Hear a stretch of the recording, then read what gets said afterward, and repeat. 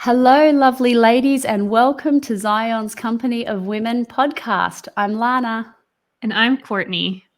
and it's wonderful to have you with us today. Hello, Courtney, my friend. How are you Hello, doing? Lana. I'm great. We are in the awkward part of changing of seasons here in Oklahoma, which usually means that it's really cold for a while and then it decides to be really, really hot again. So Wow. nobody really knows exactly what's going on, but we're excited because something's changing. Good. Well, you've got a jacket on today, so is it cold today? No, it's not. But what I like to do when I'm already in the mood, because I already have my Christmas tree set up in my room, that was a little prophetic thing that I did with the Lord. I like to just turn the air conditioning on and close the blinds and just pretend. Like I just pretend it's doing something cold outside.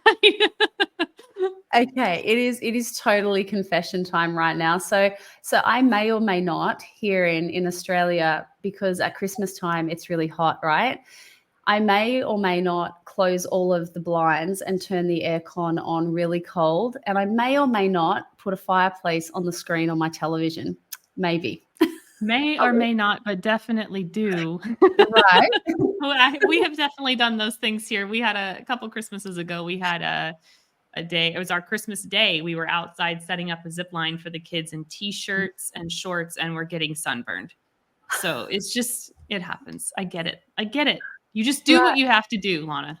That's right. And it makes my heart happy. It hugs my soul to think that I'm imagining that outside it's freezing and I'm having a white Christmas when really it's boiling hot, right? Yes. But 100%. hey, so random. Like, you have a beautiful Christmas tree in the back of your room there. Mhm. And I put on this morning my little earrings that I bought on a Christmas stand like a couple of days ago. So I'm like, It's all happy Christmas. It is. It's all happening. It's all good. Anyway, I am very excited about this morning and what the Lord is going to do. And we have the beautiful Jo Stanford with us this morning, who is wonderful in every way. And I'm going to brag on her because she is also one of the staff members of Lana Ministry. She's one of my beautiful PAs. And I am just so happy that she's here this morning. And ladies, you are going to be so blessed by this woman and her heart and the way that she walks with Jesus and the way she hears his voice. You're in for a treat. It's going to be amazing. So Jo, hello, welcome. Hey Lana, hey Courtney. Thank you for having me. I am so excited for this. It's going to be great.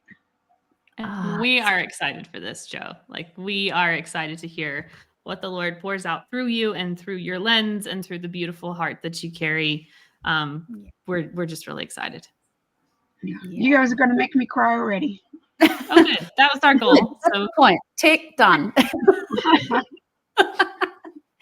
No, it's going to be wonderful. Jo, for those that might be listening that they're like, oh, Jo, I've never heard of Jo before, or I get emails from Jo, but I don't know much about Jo.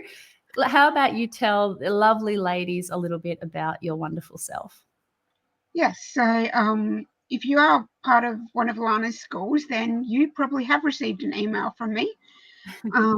I've been working for Lana for about 1.5 years now as one of her PAs, and now am part of the amazing Zion's Company of Women team, which is just incredible. I live in South Australia. I live with my 4 chickens. What else do I do? I'm a writer, a bit of a geek as well. Love my fantasy stories. Love reading.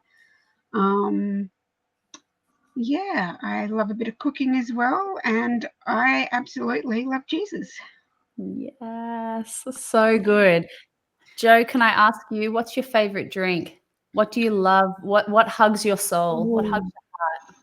Gosh, I do love a good cup of tea. Yes. Or if the weather's hot, then a nice soda water, maybe with a squeeze of lemon and a bit of mint leaves. That's always a nice refreshing one. Yes, yes.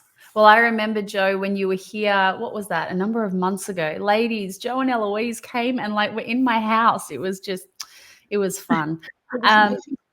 But you introduced me to putting actual mint leaves in hot water and drinking That's it like right. that. Yes.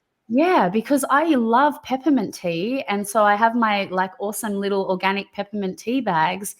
But that was just life-changing, that I can go to my garden. Why didn't I think of that? And pick out some mint leaves and put it in boiling water. So thank you for that, for giving me a drink that hugs my heart. It's very delicious, very soothing for the tummy and just warming. But funnily enough, I don't actually like mint tea. But the Oh, mint leaves in the hot water, yep. love it. There you go. So good.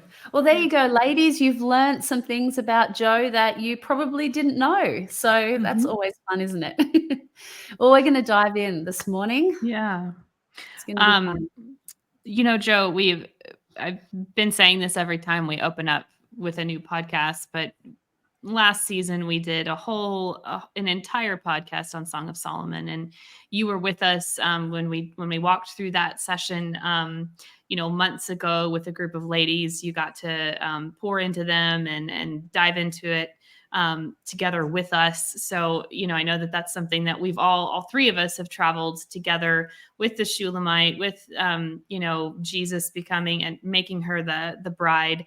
But we've kind of shifted gears just a little bit with this new season that we're on, and really what we're wanting to do is just open up this space to hear the Jesus in you. I want to hear what the kingdom looks like coming through Jo Stanford. So my first question that I just want to lead off with us today is, I want to know, Jo, what does it mean to you to live as a woman that's fully alive?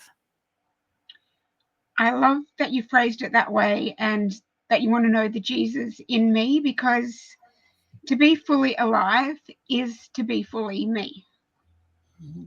Yeah. So I guess I wanted to sort of share a few stories with you of things that God has done in my life. Because I'm a writer, I'm a storyteller. That's how I live. That's whenever I preach, it seems to be stories. So, but yeah, just how God has outworked some of those things in my life, I guess.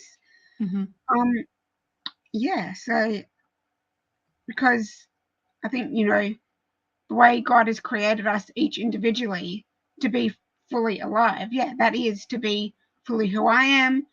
I can't be Courtney. I can't be Lana, even though you girls are amazing and I look up to you so much. But God has called me to be me. So, yeah, I wanted to share a little bit about that. So let me start off with, I guess, how I came to be doing this in a way is how I first met Lana, which is just an amazing thing. It's God put it all into place. As Lana says, you can't make this up. Right. So a few years ago, I spent a year in Israel. And it was about 6 months after coming home from that. And I was still sort of finding my place, finding what am I doing now? What's my purpose? What's my role? I just felt a bit lost.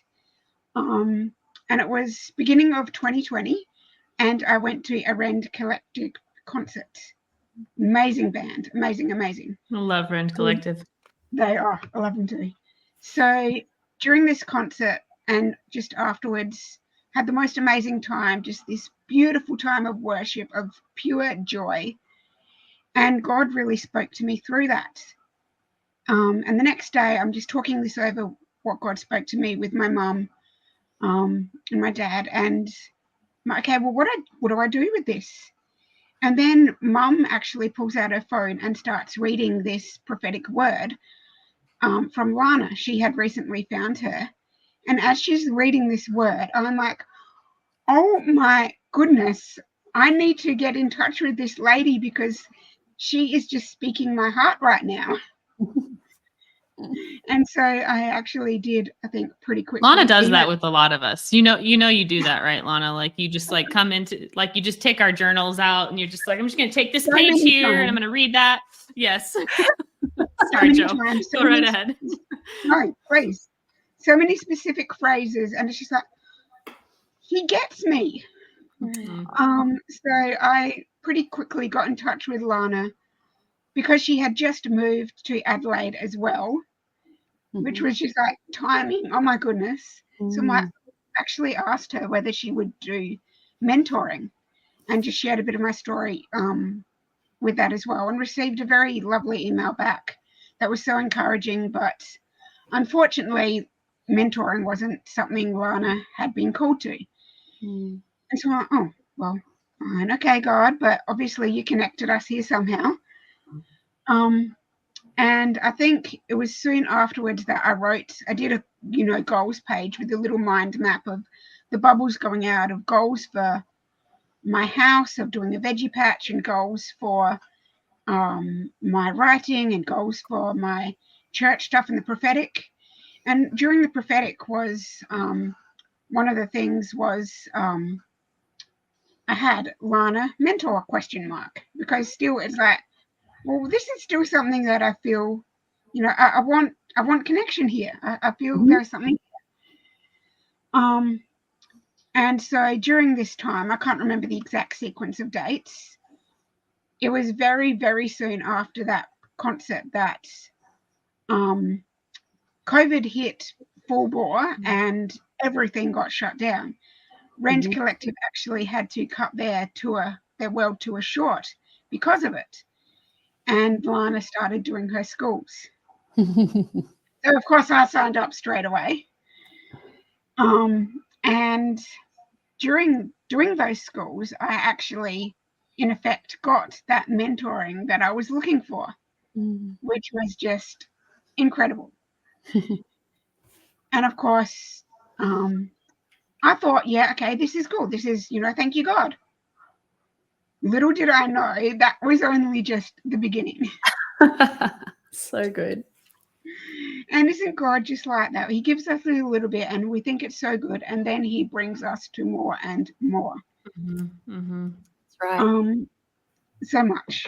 And so doing these schools, I think I've done probably about half of them, I think, whenever God just calls you to that certain one. But in these schools, Lana, she'll say something, or Kevin will say something when he was doing the schools as well. And just watching you and Kev interact, Lana, is just amazing. You bantering between each other and just being so normal. And just, and I mean that in the best way, because we often look at people who are doing these podcasts, who are doing these preachings. Yeah. And think they're, oh, I could never do that. And that's what I thought back then. And here I am doing it right now. But, yeah, it's just, I'm just normal. I'm just me, but here I am. I am something special because God has put that in me, but I'm no more special than you ladies who are listening to it right now. And as Lana was talking and teaching, she'd say something, and I'm like, oh my goodness, God told me that last week, or God told me that just yesterday. I'm like, maybe I do hear from God more than I think I do. So good. And so God was taking me on this journey to, I guess, trust in myself and trust in my own ability to hear from him. I've been a Christian my whole life, but still we sort of put ourselves in a little box. We say, oh no, those things, those prophetic words, those God speaking to people like that in those ways is for those people, not for me. But that's not true. It's for us as well. He speaks to us each individually. We are all able to hear his voice. Yes. And so during that time, God spoke to me again. It was just after some prayer and fasting time. I was praying for Yom Kippur, which is the Day of Atonement. And prayer and fasting, 24 hours the whole day, sundown to sundown. The next day, no food, no water. I had just finished that, had some water, but I was just about to sit down and have my dinner. And God said, 5 more minutes.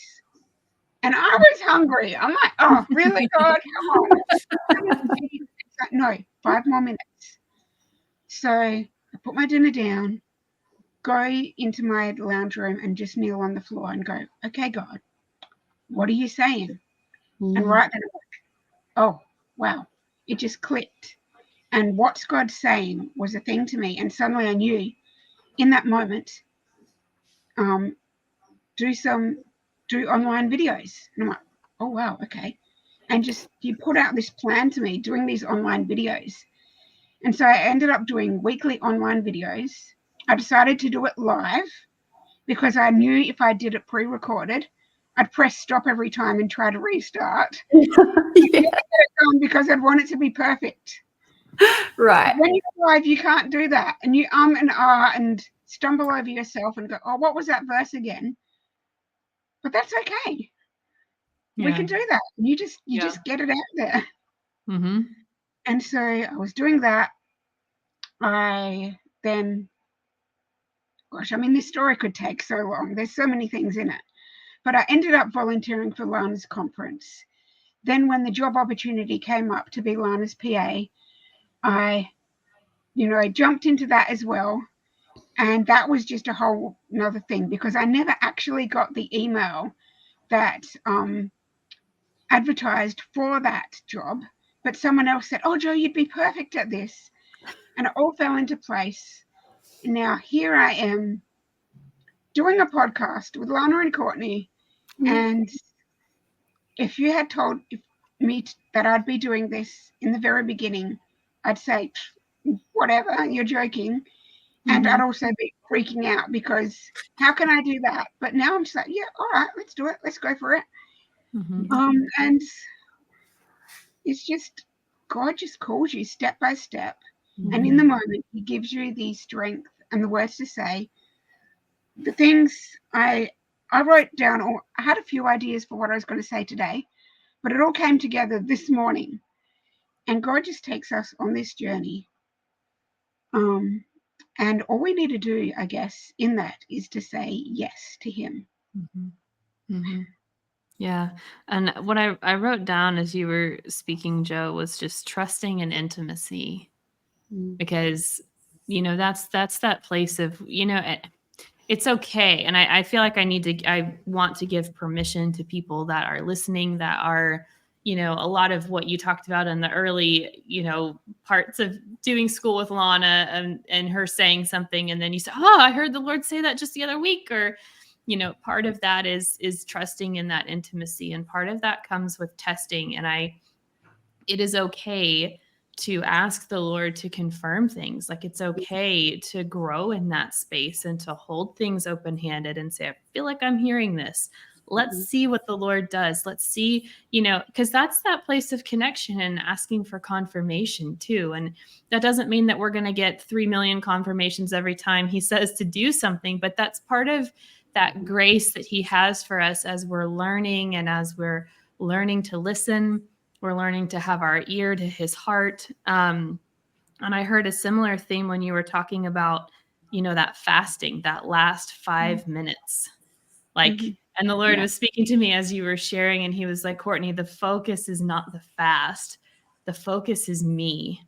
Like, that's the intimacy draw. Like, that's the whole point. The point is not that we necessarily cut ourselves off from food or water. It's that we become completely focused on him. And I love that you carry that, Jo. I love that you carry that intimacy and that place of just permission for anybody. Like, this is the kingdom. It is near. It's here. It's right here for you. And if you want it, take it, receive it, seek for more of it. And I love that. That's, to me, that's what I see a lot in you, Jo. That's what I hear a lot coming out in this story. The things that you shared right there is just that permission to enter in boldly with the King, but it's that place of intimacy that is just so incredible. Yeah, absolutely. Yeah. And I wrote it down in the bottom of my notes, but I'll jump to it since you brought it up.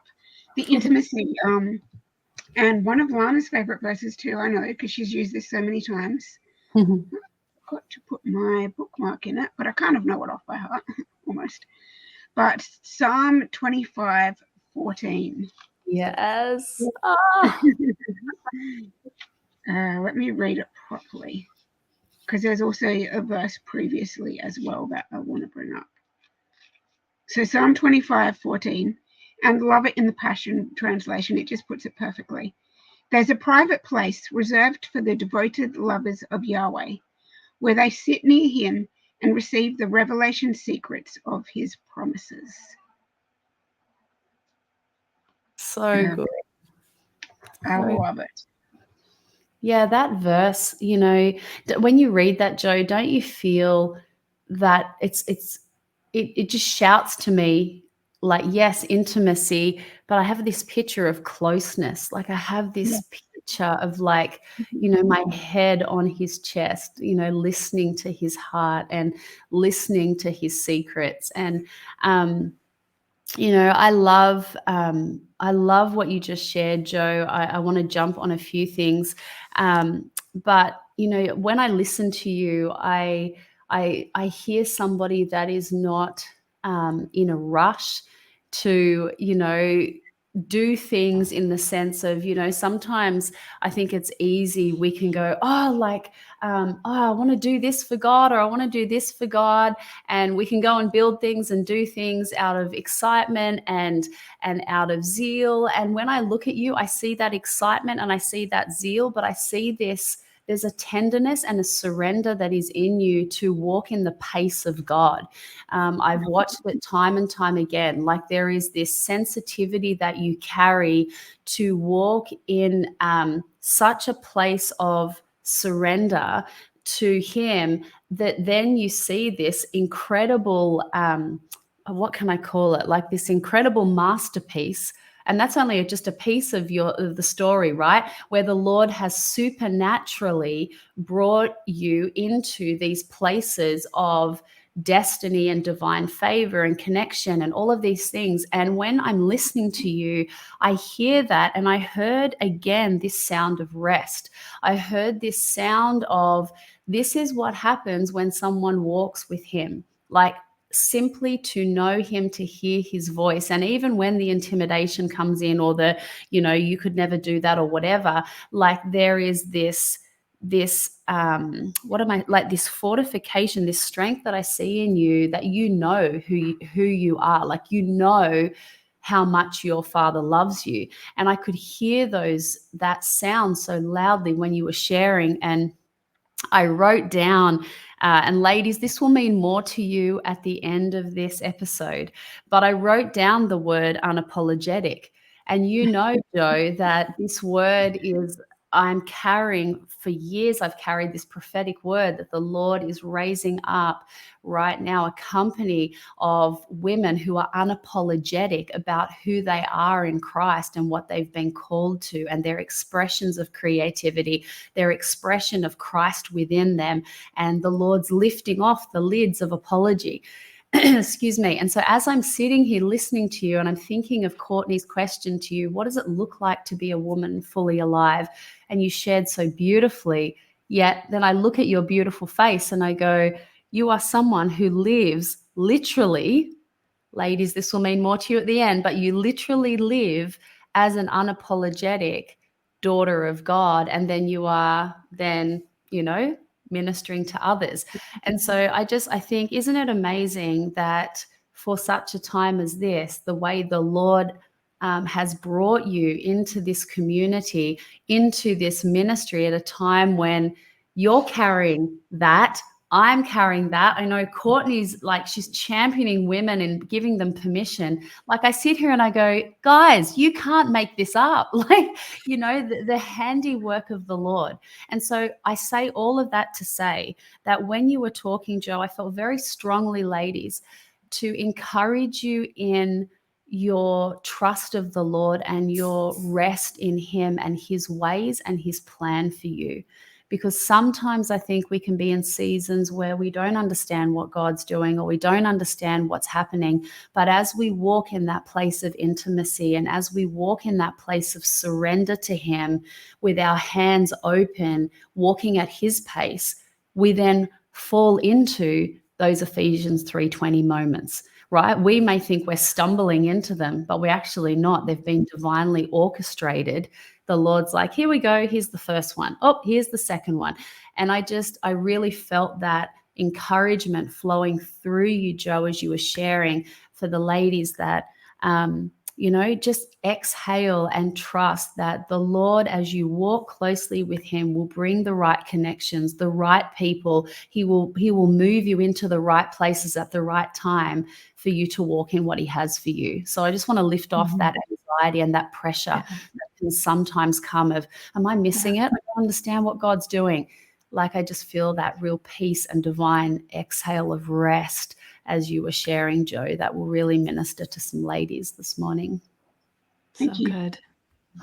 Jo, I want to ask you. Oh, sorry. Go ahead. Oh, I was just going to say, Lana, you used the word masterpiece, and I've got Ephesians 2:10 written down because it's one of the verses that speaks to me as well. For we are God's masterpiece, created in Christ Jesus to do good works. Yes. But even though, I've been a Christian my whole life, grew up in a Christian family, and when I was younger, I felt I had a pretty strong identity in God, but that verse actually I struggled with, because the word masterpiece to me, it still felt like something I had to live up to. A masterpiece is this great and beautiful and amazing thing. And, you sort of, I have to be this masterpiece. I have to be this masterpiece. Until I read that scripture in the NRSV, the New Revised Standard Version. And it said, for we are what he has made us. Yes. Created in Christ Jesus to do good works, to be our way of life. Wow. And when I read that, it gave me permission, I guess, to be that masterpiece. It was like, oh, I don't have to be. I am that masterpiece.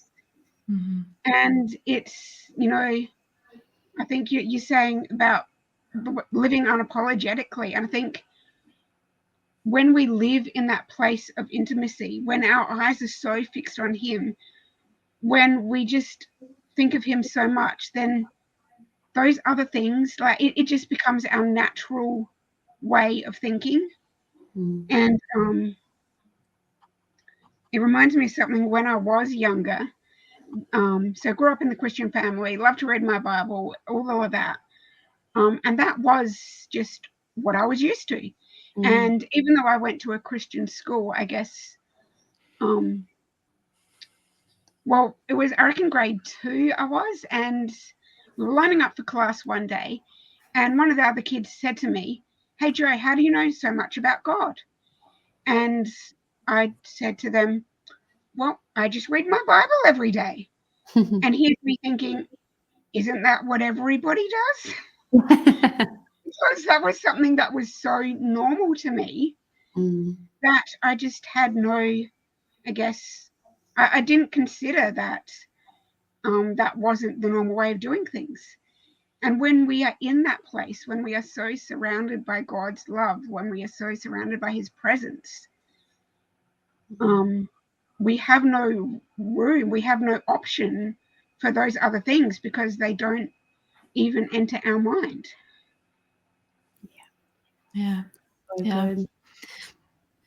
I just kept getting those pictures. You were speaking there, Jo, about, I just read my Bible every day. And I especially wrote down that to be our way of life. When you were talking about Ephesians 2:10, he's made us his masterpiece, and he is to be our way of life. And I know I've had people reach out and ask before, they feel discouraged. They're like, I don't feel like I'm doing enough. I don't feel like I'm able to connect to the Lord in the way that you are. And like for you, Jo, it's like you said, it was just very natural. Like I just read my Bible every day. But there were those that were struggling with that. I felt like the Holy Spirit said to encourage people to just let yourself become aware of him being with you. Yeah. And he's done that with me a lot, because a lot of my day with 4 children, homeschooling and doing housework, I can't tell you how many times that he's come in and just ruined my laundry folding with some sort of, not that I mind, with some sort of, excuse me, revelation or something that he wants to say, or, something simple, but it's profound for me. Allowing myself to become aware of his presence, and allowing myself to just say, okay, even if I have to physically say, okay, Courtney, picture yourself walking into the room and Jesus is right next to you. He's with you doing the dishes. He's with you folding the laundry. He's with you cleaning the floors, wherever it is, he's there. That brought me a lot of freedom. And like you're saying, like a lot of permission to just say, like, to reach out. He's right there. And I feel like you've already actually pulled out a lot of keys for so many of us, to understand, like, what are some things that you feel the Lord is highlighting as a key component in moving with him right now. I feel like you've already kind of pulled out some of those things and kind of laid it out for us, realizing it or not. But I want to ask that question outright, because I want to know kind of what's bubbling to the forefront of your mind of what are some of those things that you feel like the Lord is highlighting for us right now as women, as a key component in moving with him and what he's doing, or who he is revealing himself to be right now. Yeah, that is a good one. And I think some of those key components are things that are so natural to us that sometimes we discount them. Yeah. Because especially, going back to Ephesians 2:10, we are what he has made us, and to be our way of life. These things are so normal to us that we're looking for the next big thing. We're looking for the next, I want to be the next Lana Vorza, sort of, but how did that start for me? It started for those 5 minutes on my living room floor, and then God said, what's God saying? And that just sparked my live streams, and like, okay, what's God saying to me today? And some of those things only went for 5 minutes, but it was just a little simple thing. Okay, this is what I feel God's sharing. Just pretending I'm having a conversation with a friend over coffee rather than speaking to all my friends on Facebook.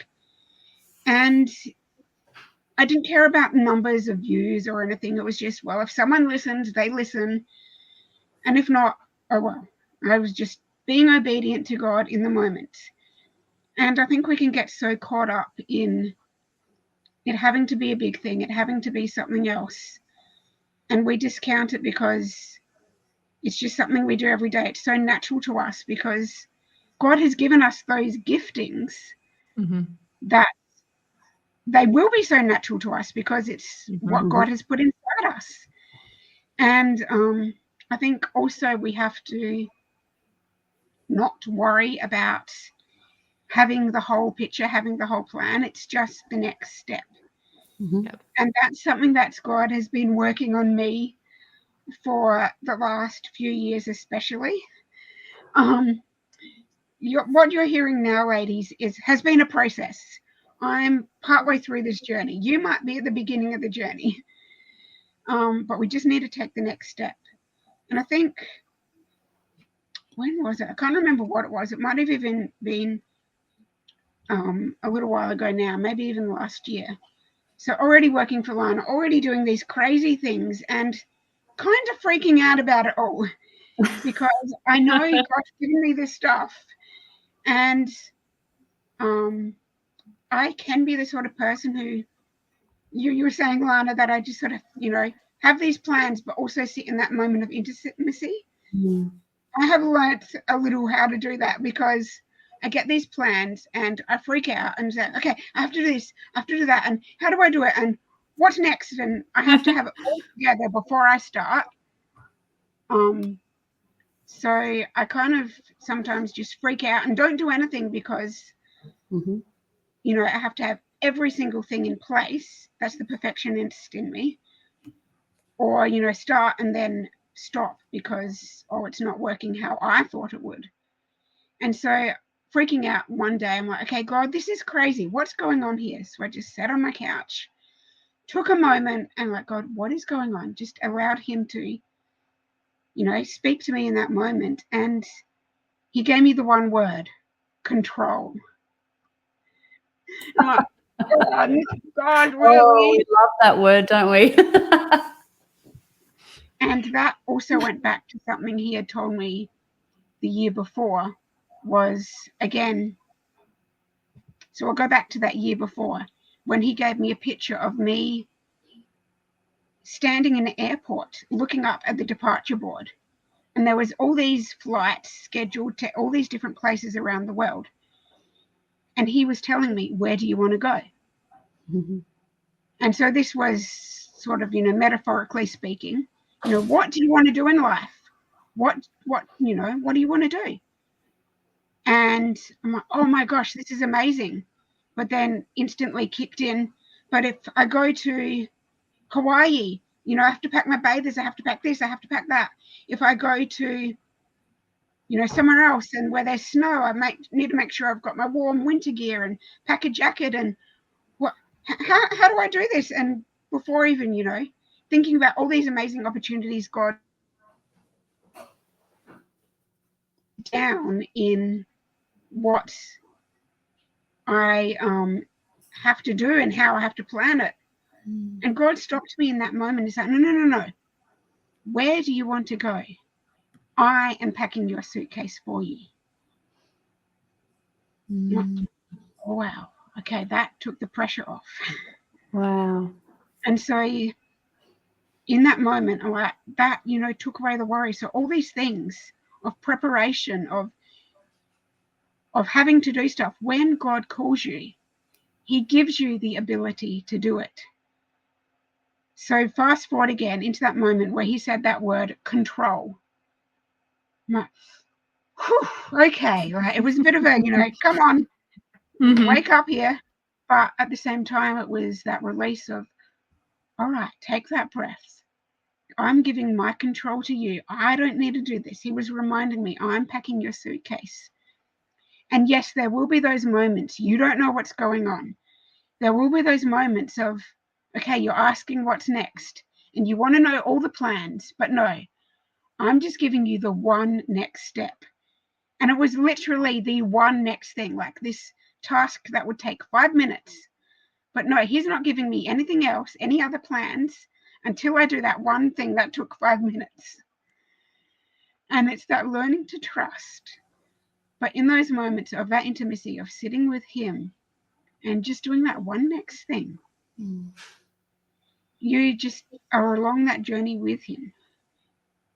So good. So good. Again, Jo, I hear that deep sound of rest that comes in trusting him. Hey, because how often do we all sometimes I find myself I'd love to know, God, what are the next 20 steps, right? Tell me the next 20 steps, and then we're all good. But then I think, hang on, if he told me the next 20 steps, I think I'd probably freak out. Sometimes when he gives you the big picture, he's done that to me sometimes. And I'm like, oh my goodness. And what's in that season, what happens? I have to depend and I have to trust and I have to release my control of what it's going to look like and how I'm going to get there. Because we know God shows us things that are so much bigger than us, right? We can't do it. And so there's that call to surrender and to trust and to hold tightly to him when he releases the 20 steps. But then in the season where he only releases the next step, it's a whole different thing, isn't it? Because you don't know, where am I going? Where are you leading me? What does it look like? But that calls for surrender and that calls for trust as well.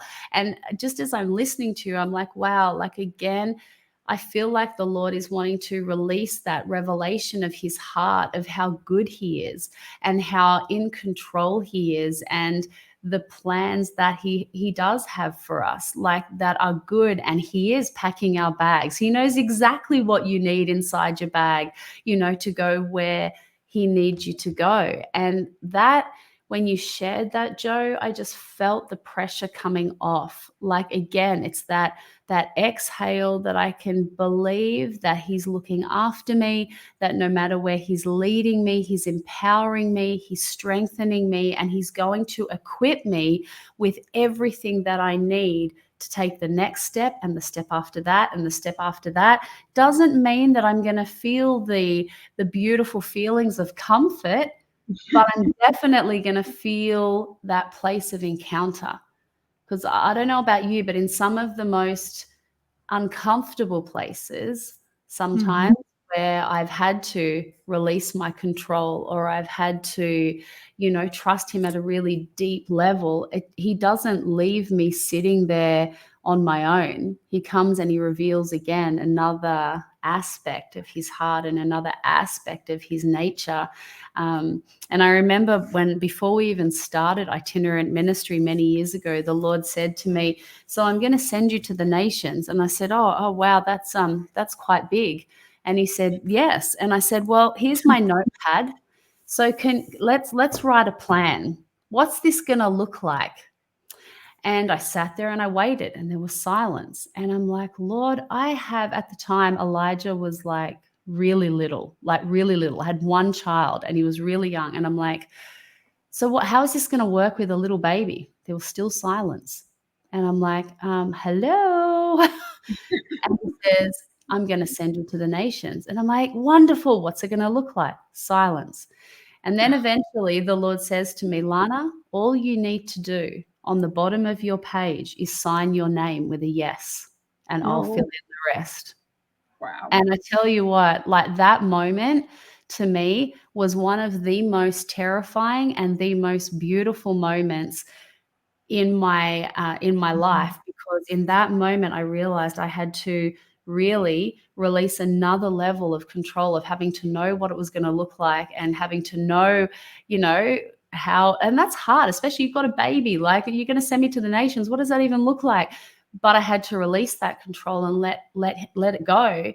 But in that place and that space, my goodness, the provision and the way he showed up, the connections that he made, I come out the other side with my phrase, "You can't make this stuff up," right? And so I love that you shared this, Jo, because it just, again, reveals the faithfulness and the goodness of God in all of his works. All of his works and his ways are perfect and wonderful.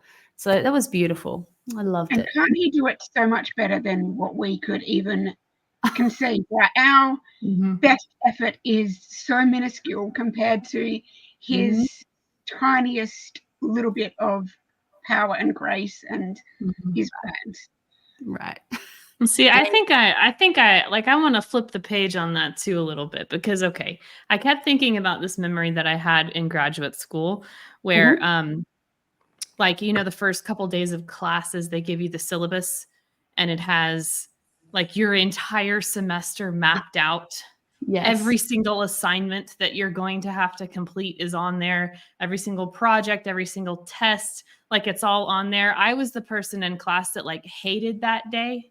Yeah. Like I hated syllabus day because I'm like, it's too much pressure. Like I see all the stuff on here and oh my gosh, how am I going to get all this done? And I would literally like stop breathing very deeply. My hands would start to tingle and I'm like, okay, just breathe, Courtney, because it's one thing at a time. It's one day at a time. It's one assignment at a time. And so sometimes I think there's the other side of that paper, which is that if he were to give us every single thing that we asked for, every single bullet point and sub point and major highlight, what would we actually do with it? And that takes it takes the need for and the desire for that ongoing revelation and that ongoing stepping through with him of, okay, I'll sign yes, and we'll see what you do next. And, from my perspective, I'm like, don't give me too much information because I'll make it into a thing. So that's part of for any of you that maybe identify more with my side or my approach to it, there's grace for us too, is that sometimes the Lord does give us some things that we are to do. And it's equally as beautifully challenging to say, okay, Lord, I'm still going to rely on you. I'm still going to lean on you for every step of it, even though, okay, you have asked me to do something. Does that make sense? Yes. Yeah. I think the focus of it and what I hear you, Lana and Jo, sharing is just that need for that intimacy and that connection and walking hand in hand with him. And like you said, it's step by step. Like none of us have gotten to the points where we're at without taking a gradual, like the Lord leading us through step by step. Yeah. Are there times where we jump and we make big strides? Absolutely. Mm-hmm. But there are also a lot more of those individual smaller steps that we take every day. Yeah. And, you know, can I say one thing I have learned over the last few years, and it even comes back to that question, what does it mean to be a woman of God who lives fully alive? I tell you what, and I know, ladies, I talk about this all the time, but it is in the core of me. I feel fully alive when I am walking in the pace of God. If I get out of pace with the pace of Jesus and the pace that he's walking in, I am not living fully alive. Like I am not, there is this like I can feel heavy, or I can feel massively like overwhelmed. I feel like I'm not in that, what's a word I can use? You know, the sweet spot when you like hit this place with the Lord, you're like, this is exactly where I'm meant to be right now. This is the slipstream that God has me in. And you can feel it. There's the ease, there's the grace. And in that space, even though it may be hard, living fully alive doesn't mean I feel like sunshine and lollipops all the time, but there's something within the core of my spirit, the very core of who I am, that comes alive when I align with the pace of God. If I get out of the pace of God, I don't feel fully alive in the core of me. And I think that it's really interesting listening to what you were just saying, Courtney, because as I'm listening, in front of my eyes are flashing the different seasons that I've walked through. And sometimes, you know, when God has picked up the pace, that's been the pace for my season, but it's been orchestrated by him. And there's been a grace on the pace. And I feel like I'm still in a rest, even though things might be happening quite quickly. There's a grace and an empowerment that is happening in that season. And I'm feeling that fully alive because I'm walking in his way and I'm walking in his pace. I'm not walking in a pace dictated by my own how I think it should go or what others think my pace should be. I'm flowing in his pace and his grace.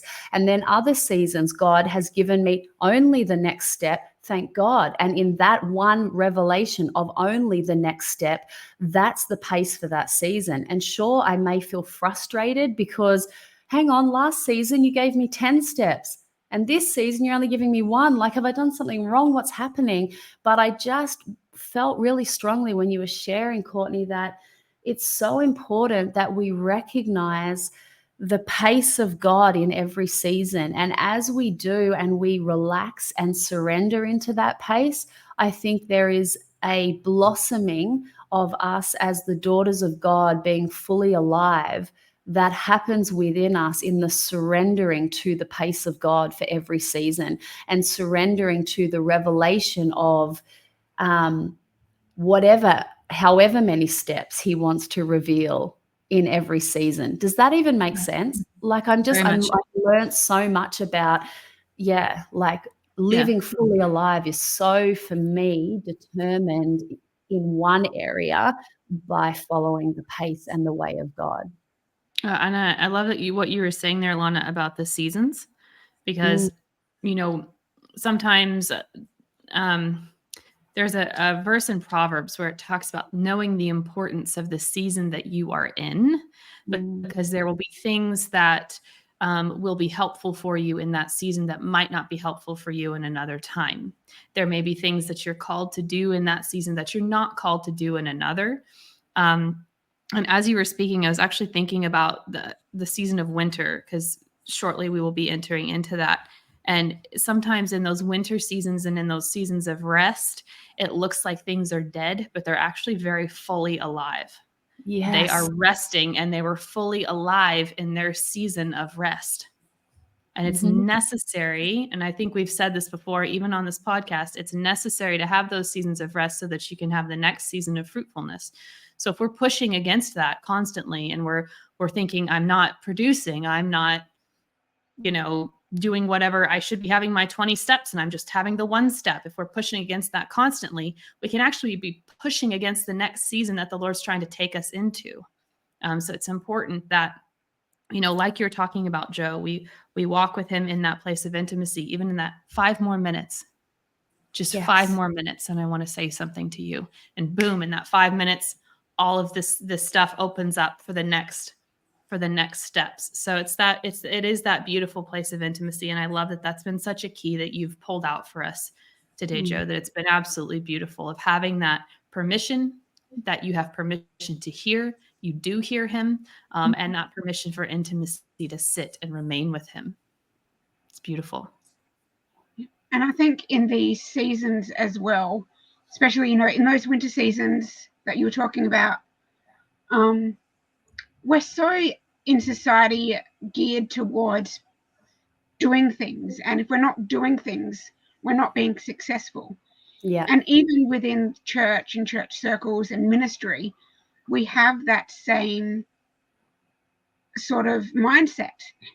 And I do remember, this is quite some years back now, because I've been involved in church ministry in one form or another, kids' church and on the music team or whatever, around, just doing things, doing. And so there was a period of time where I actually stepped down from everything. And for a good few months, I was on no team at all. I was not serving at all. And it was really, really hard. But I actually was thinking, well, who am I? What am I doing? Am I even a Christian if I'm not doing things Right. for the church? And it was I guess a process of rediscovery of who am I when I'm not doing. Yes. And we really need to find those rhythms and that rest. I mean, you read in Genesis, God from the very beginning set out those rhythms and patterns of rest. 6 days he worked, 1 day he rested. And then he gave the garden to Adam and Eve to tend the garden. That was their job. Yeah. But at the same time, what was the thing that he also came into the cool, in the cool of the evening, he came and talked with them and met with them and had those times of intimacy. So there was those different rhythms in there. And I think in those moments, it's, yes, we're working, but it's in those moments of intimacy that we find out who we are, not in those moments of working. And I guess I want to speak to the ladies who are maybe thinking, well, I don't know who I am. I don't know what God's called me to do. And I want to tell you that that's okay. That journey with God in those moments. Think of it as an adventure of discovery. It's not you have to do these sort of things. The who am I is not, or who am I and what am I supposed to do is not the end goal. The goal is that intimacy with God. Whatever you're doing, the goal is the intimacy. That's why Jesus came, to restore that intimacy with us. And in those moments, you would find him. But one practical thing I would ask you is, what are you passionate about? And what makes you angry?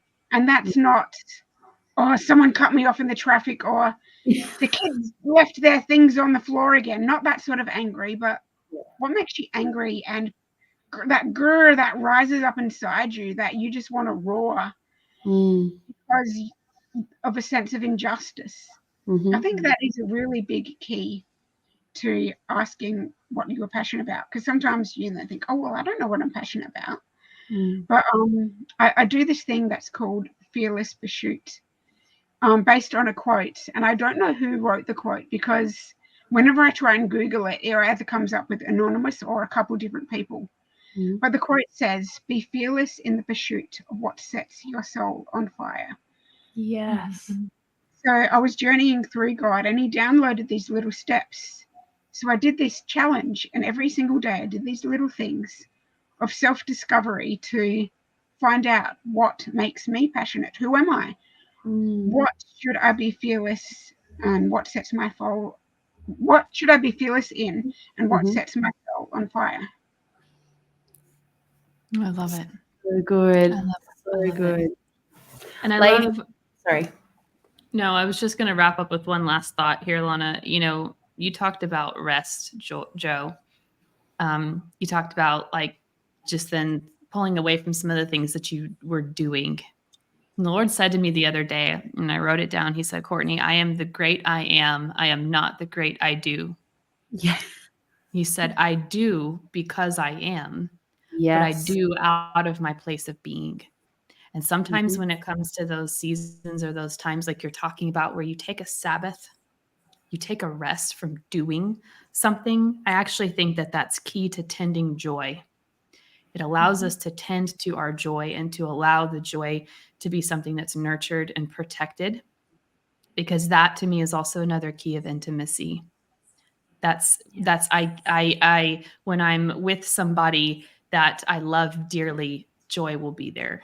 And that's part of that for me, is making sure that we have that Sabbath, that place of peace, and knowing that this is who I am. This is my being. I am being with the Lord. We can do with him, yes, but we are called, and he wants us, invites us into that place of being. So thank you, Joe. You just laid out a beautiful feast, one that I know a lot of us were going to be going back to and eating from again and again. So thank you so much for sharing, pouring out your heart, pouring out who you are, and letting us just sit with you and enjoy and feast with you. So thank you so much for that today. That Thank was you. just an absolute feast. It's been great.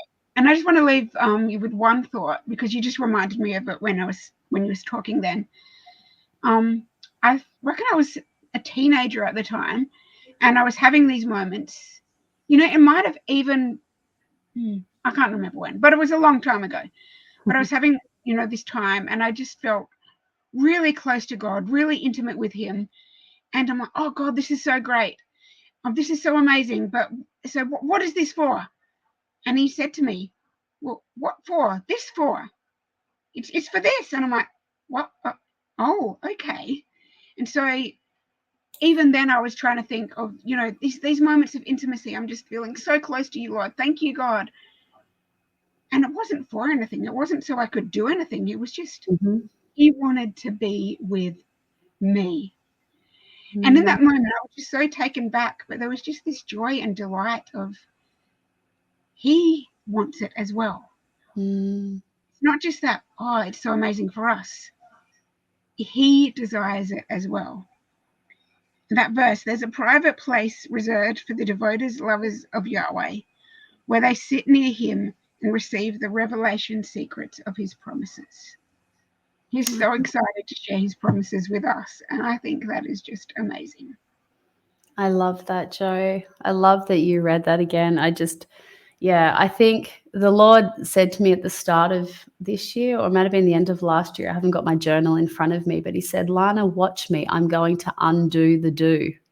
And there was this beautiful invitation that I felt like the Lord was inviting us into, as the body of Christ, where we understand like what you have shared, Joe, and what you've shared so beautifully too, Courtney, like that, the do doesn't define who I am, right? Like who I am is a daughter of the King that is so loved by him, loved so much that the Father sent his one and only Son, and absolutely delights to be in my presence, not for what I can do for him, but because the King is enthralled with my beauty. Like, wow, and Joe, just to even sit and marinate and sailor on that very thought that so often we're like, Lord, I love being in your presence. And how much do we love being in his presence, right? We want to be in his presence and behold his beauty and never move. And that love that bubbles up inside of our hearts as we look to him and we worship him and we sit next to him and we listen to his heart. Yes, yes, yes, and yes. But also to hear, the beloved look at us and say, I'm enthralled with your beauty and I love spending time with you. Like, this isn't for anything else, but I just want to sit with my Jo. Or this is for nothing else, but I just want to sit with my Courtney. This is for nothing else, but I just want to sit with my Lana. And I want to share my heart with my girls because we're in relationship and I trust you and I love you. It's not so you can go and parade it on Facebook, or, not to say there's not times where the Lord tells us to share things, but there is a sacred space of intimacy that we are invited into in that place where the King just wants to share what's on his heart today. My goodness me, let us never become familiar with that place, right? Like, Absolutely.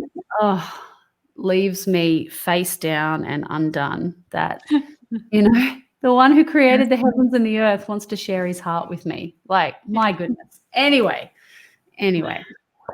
Oh, see, Jo, you got me started. We're on our next podcast. That's right. Another episode coming soon. Mhm. But honestly, I could sit in that place all day. Yes, the greatest delight. The greatest delight. Well, this has been wonderful. Thank you again, Jo, for joining us. What a blessing it has been to sit and to feast with you on the goodness of God and the revelation of his nature again.